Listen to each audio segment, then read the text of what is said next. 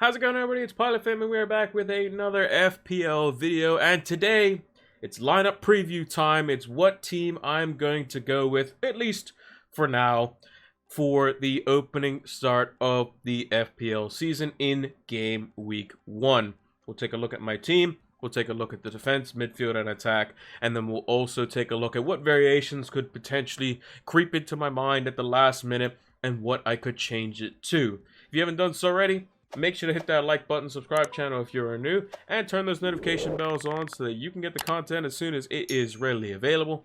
Also, drop us a follow over on Twitter so that you can keep up to date with any and all FPL news, as well as give us a follow over on Twitch so you can join us live for our preview and deadline and any impromptu FPL streams. We will be doing a deadline stream tomorrow at the time of recording. It's today's August 5th. August 5th is when we will be doing the deadline stream, 1 hour before the FPL deadline. There's a pinned comment down below to let you know the details on that as well. So, without further ado, let's take a look at the team. So, looking at the defense, I've kind of decided to go with 5 at the back. And the main reason for that is just there's too many good value picks there. I just think that their defenders in the game are unlike what they were seasons gone by. They just have so much attacking threat. They get clean sheets as well, and they get the most points for getting a goal. And some of the defenders in this list do like scoring a goal, especially the likes of Ivan Perisic, who is a goal-scoring machine and can shoot off both feet, as well as Reece James that we saw last season. I had him during his really good run. He was a goal-scoring machine as well. But looking at the defense as a whole, starting with Ramsdale, I think it's just a very solid 5 million goalkeeper. I think he has the best fixtures for the opening 7 to 8 game weeks for a goalkeeper as well, arguably alongside the likes of Ederson as well. But Ramsdale just doesn't play anyone particularly difficult in that time. Arguably his toughest 2 fixtures are the opening 2, especially the one tomorrow night versus Palace at Selhurst Park. I think for 5 million, he's probably one of the best, if not the best value goalkeeper. Was fantastic at large portions of last season, and I think he's going to be my goalkeeper. Yes, I've seen the likes of Ward and Iverson as the 2 4 million goalkeepers. I just think with that extra million, I can't really do too much, all things considered, and we'll talk about that when we get to like the tinkering section of the video. If I had an extra like $500,000, I could really do something crazy that I would like a lot better, but for now, Ramsdale is in there. And as mentioned, we do have the 0.5 million, as you can see up on the graphic just above me, in the bank. So if I wanted to go Ederson off the start, I could definitely do that. There's a little part of me that's kind of saying wait and see what the City midfield is looking like and see which player you could potentially get out of that. If Grealish is on fire off the start, him at 7 million could be fantastic. Or Phil Foden could be someone that we swap to. That's something we'll have to wait and see on as well. In defense, Trent Alexander-Arnold and João Cancelo don't really think need to be mentioned all that much.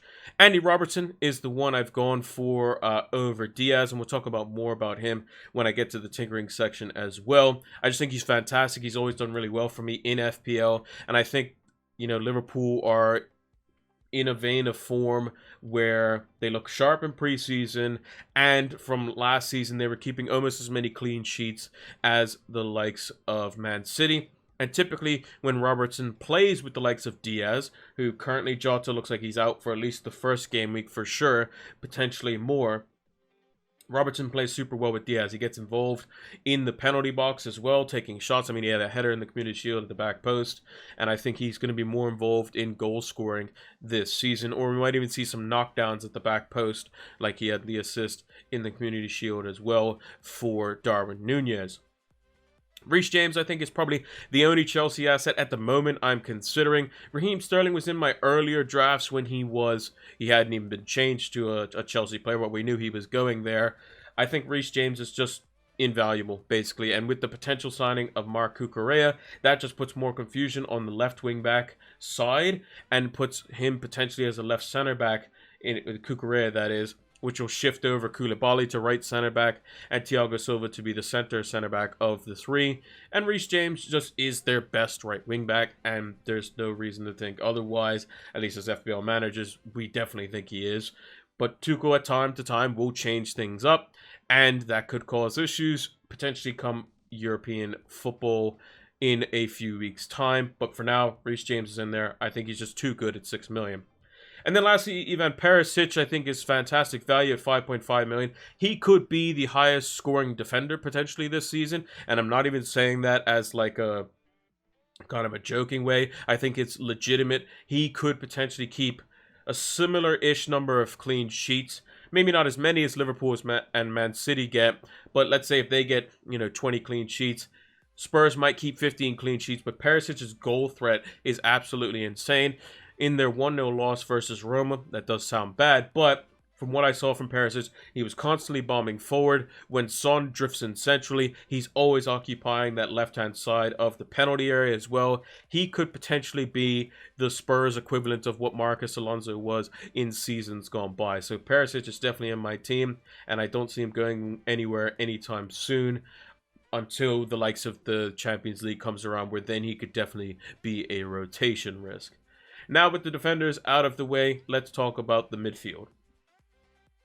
In midfield, it's a much lighter system than what I would normally go to, at least towards the latter half of FPL seasons, or what I was thinking of when I saw all the 8 million midfielders. I currently don't have an 8 million midfielder in my team at the moment, and that could be an issue that arises in a couple weeks' time. But for now, I think this is the best value in midfield. Mo Salah doesn't really need explaining, arguably the best FPL player of all time, and could be just super value, especially versus Fulham. I mean, the scores that he gets on the opening days of the season are just ridiculous, and I think he averages like around, I think that there was a stat I saw on Twitter where it was like 13 or 14 points versus promotional sides on game week 1. So he's probably going to be my captain, although I can show you some tickering options where he's not in there, and we'll talk about that in a bit. Martinelli, I think, is just great value at 6 million, especially with Smith Rowe, who was injured during the preseason. It didn't see very many minutes. He may return back to the bench for the first game, potentially. There's still doubts about that. But I think Martinelli has been so good, playing provider, getting, I think it was around 5 or 6 assists in preseason, as well as his singular goal. I just think that Martinelli could also be on penalties too. Apparently, it's a system where Arsenal is, if either Martinelli or Saka get taken down, they then take the penalty, which is going to be interesting to see how that kind of works out. But I think Martinelli at 6 million is better value than Saka, at least in my eyes at the moment, assuming he's playing week in, week out. There does come that risk that if Smith Rowe finds some form off the bench, or if Nketiah is, doing well, then maybe Martinelli loses his place. But for now, I think he's nailed in there for the time being. Pedro Neto as well, someone who's been just brilliant when he plays for Wolves. Yes, Wolves as a team aren't great, but Leeds away, Fulham at home, first 2 fixtures, and he can be dropped to the bench for the likes of Andres Pereira, who everyone's going to have in their team. He's going to be on my bench on the next graphic. He's just so good in terms of just getting into the right places, always looks threatening, always looking to be the provider, always looking to score some goals. And with Jimenez out, we could see him potentially playing through the middle at times, which means he'll be playing out of position, which is fantastic for us as FPL managers. So no real big surprises there. I would say that, like, the only downfall I have with this team is the fact that the 8 million midfield slot is just something that is not covered, and we'll show more in the tinkering section how I can potentially rectify that, as well as if we went with the 2 cheap goalkeepers from Leicester, how we could potentially look to see if we can also cover that as well with the extra million at hand. Now let's take a look at the forward line.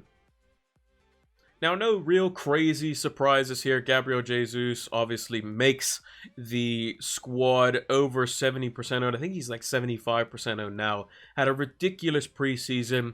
Is very good as an FPL pick this season, playing up front for Arsenal. I think that he could potentially take penalties. We'll have to wait and see as well. I think it's more likely it's going to be Martinelli or Saka. But again, we will have to wait and see. I just think he's too good not to go with.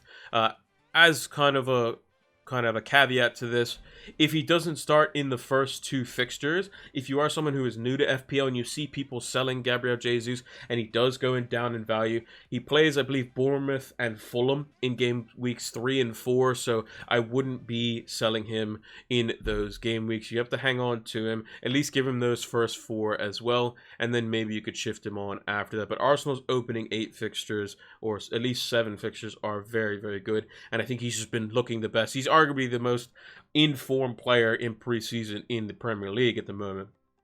And then Harry Kane is the last player we have in the team, currently with the vice-captaincy on him. I think he's a very good pick in Game Week 1. I think he's arguably the best captain in Game Week 1 as well. I think Mo Salah probably just edges it, just because of the opposition, but Southampton could easily implode. I mean, Spurs scored 5 against them last season. Harry Kane was involved in all 5 of those goals, scoring 1 and getting 4 assists as well.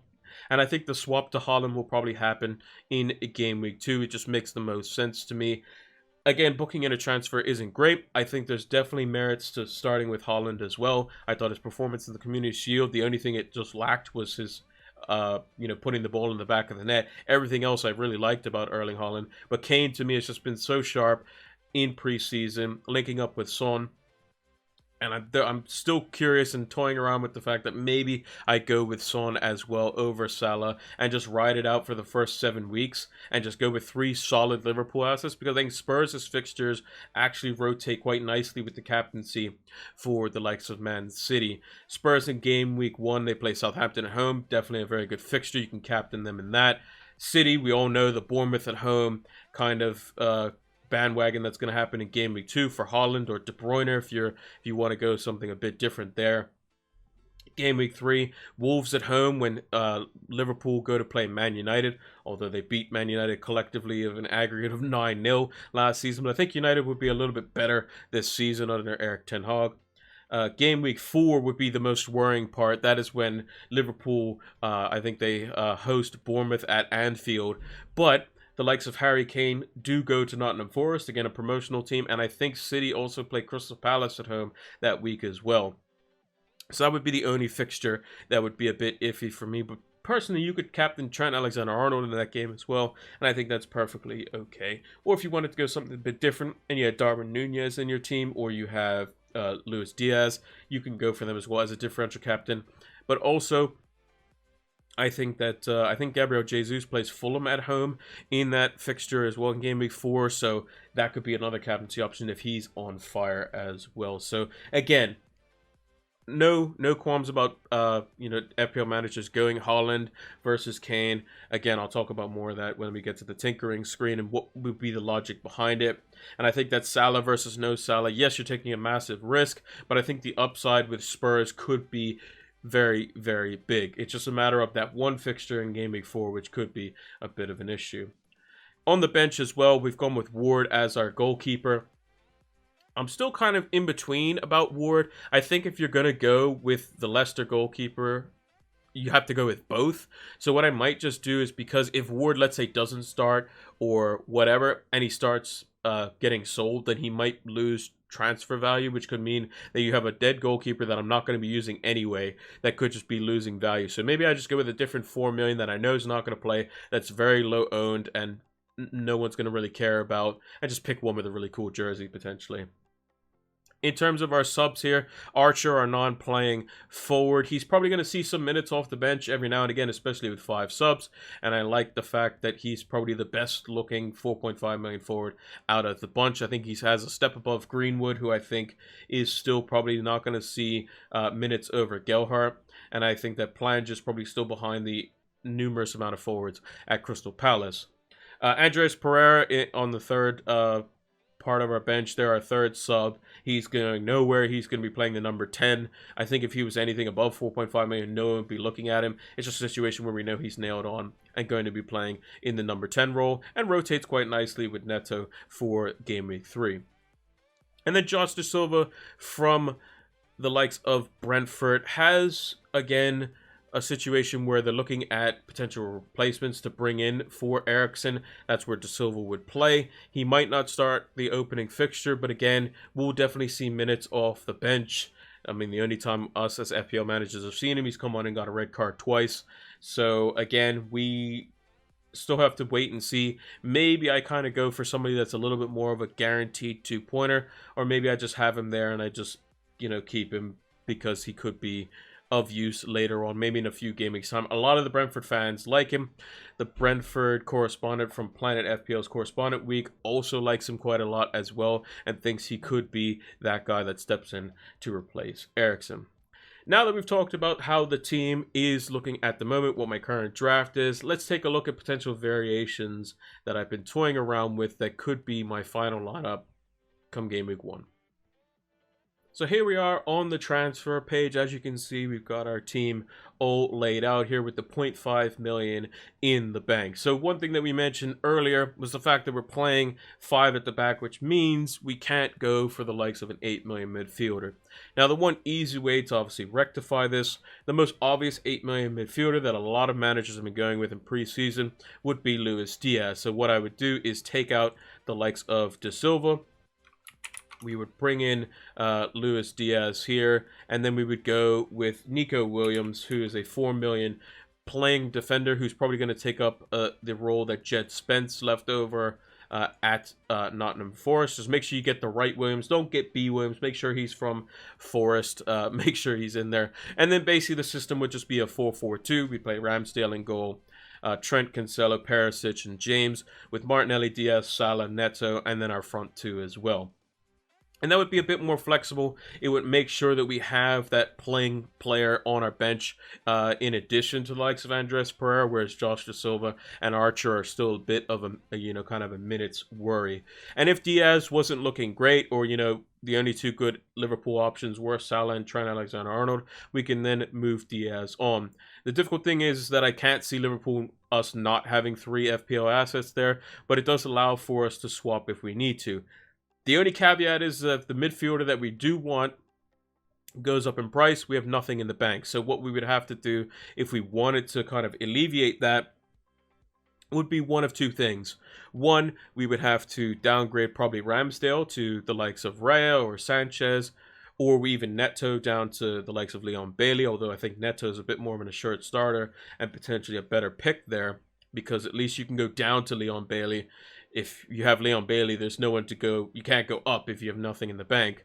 The other option that I was also toying around with was actually Reece James, would be to take him out and bring in either the likes of Doherty or even Gabriel from Arsenal. Trippier was someone who I toyed around with as well.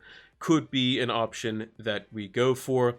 I think I want to keep potentially the 3rd Arsenal spot open in this instance with the extra million, because I can still keep the extra 0.5 million. So maybe I do go for a different goalkeeper. Maybe I could go for instead of Lloris, or instead of Ramsey, I could go for Lloris, and then Doherty I can go for Gabriel.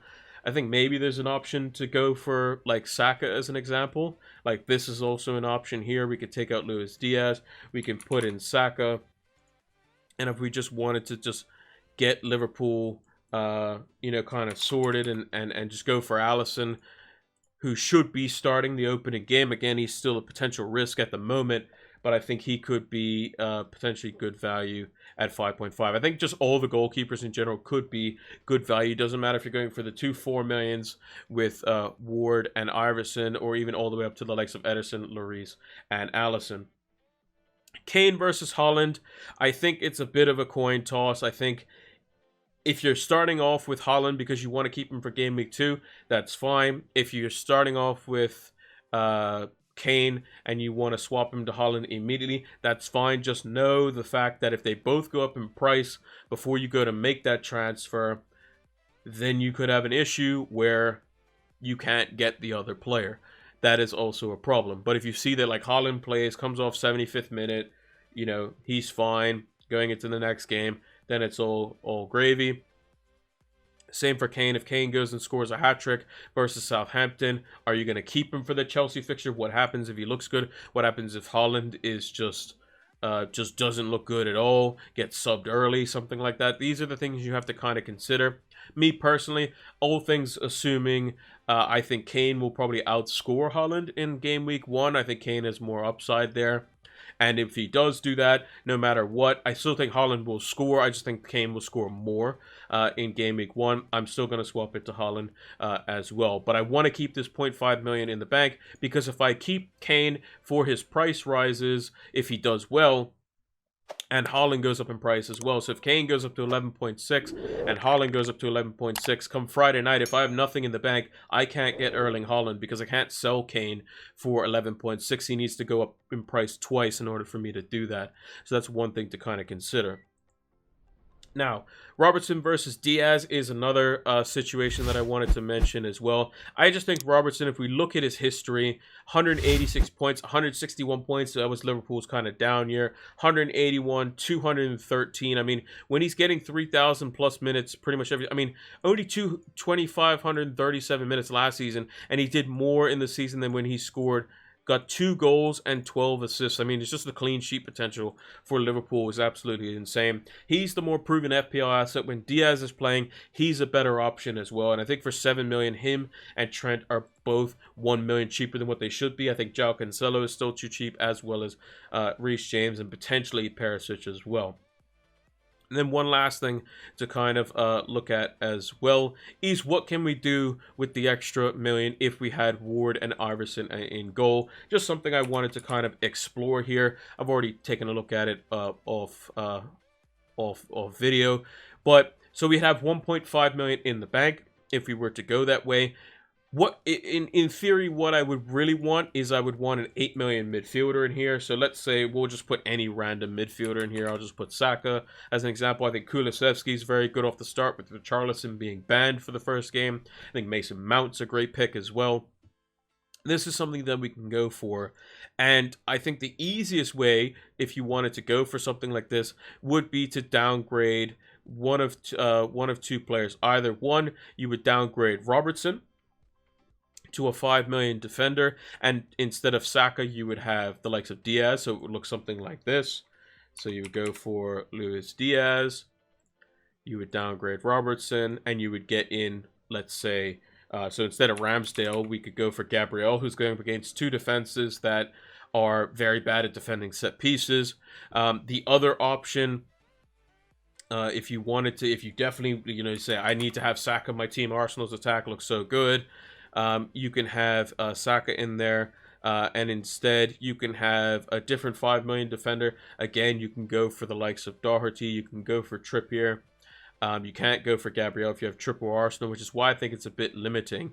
The other way to do it, if I definitely wanted the 8 million midfielder in there as well, would be you would take Reece James and downgrade him if you just don't think he's going to be that good, or you just don't rely on Chelsea getting it together for the first game of the season. They're playing very weak opposition who don't have a striker because Calvert-Lewin's out for 6 weeks, and they play Everton away from home, although the record isn't very good there.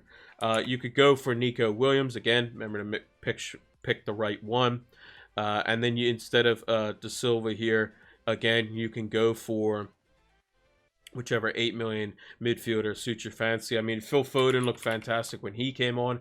He's definitely an option. If you still wanted to cover Chelsea, you can go for Mason Mount. I think he's going to be looking great in that front 3, because it looks like it's going to be him, Havertz, and Sterling, all of which can pull off the line. And I think that is a fantastic thing, because that means that when players do pull off the line in a front 3, the other 2 can run in beyond them. So if it's Havertz through the middle, dropping off the line, that means Sterling and Mount are getting in the box. If it's Mount dropping off the line, that means he's creating or shooting from distance. There's many different ways that front line can go, but it looks like Sterling's going to be playing through the middle, which also ups his FPL value. And that's another thing as well. What could we do if we had Raheem Sterling in here as well? So let's just put De Silva back in. We could, instead of having Martinelli, we could have Raheem Sterling in here for 10 million. We would then need to sacrifice something elsewhere. The most likely place would be here for Perisic, because he is, again, a rotation risk, and we can go for somebody a bit different maybe if we didn't want Robertson and we just wanted to go to Liverpool, I think that's still a bit risky because I think 3 Liverpool is almost mandatory in a sense in terms of how good they were in the Community Shield.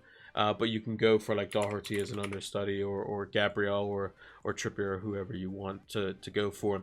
But remember, this season, the last thing I'll have to say here is the fact that we do have a wild card during the World Cup, and I believe there's going to be no price rises during that time. Again, that's not fully 100% confirmed, but that's just from sources from what I'm hearing, which means we have effectively potentially 2 8-week chunks. We have from Game Week 1 to Game Week 8, we have the international break or thereabouts in that area, and then we can wildcard somewhere during that time or earlier if need be.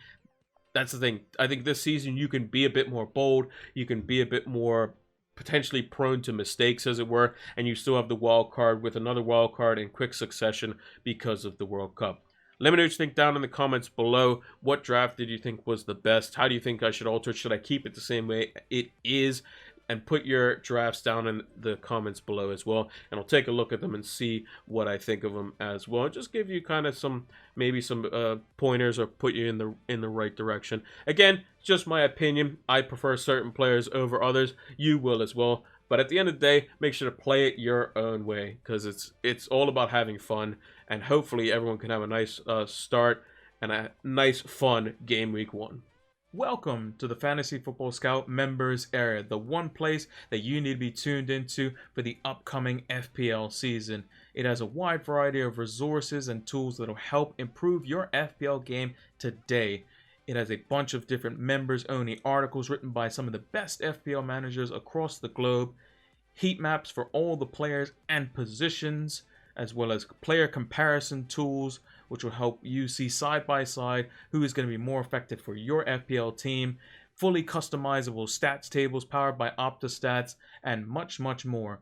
Use the link down in the description below so that you can get access to the Fantasy Football Scout members area today. It'll help improve your FPL game.